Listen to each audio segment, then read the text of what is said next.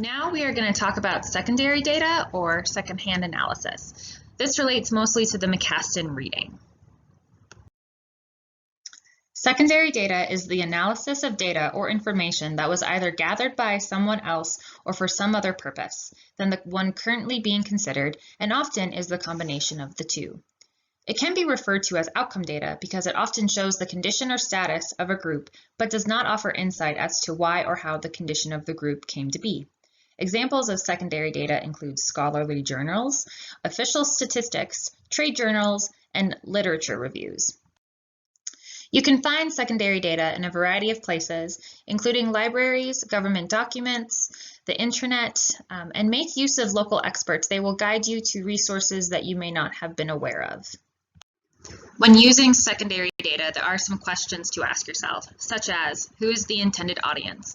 Was this intended for academics? Was it intended for public use? Is it peer-reviewed?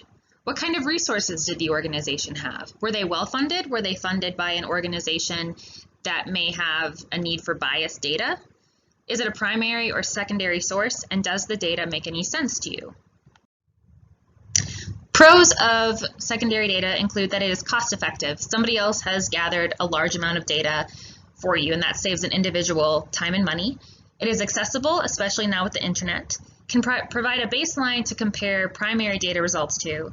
It helps identify areas of interest and can help show change over time.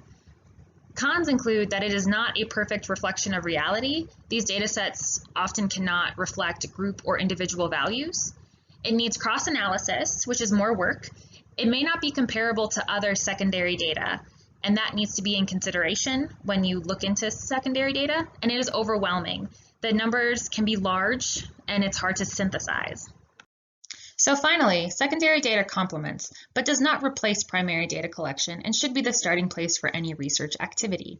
To connect this to another paper we read, secondary data can be seen as a means to collect metrics.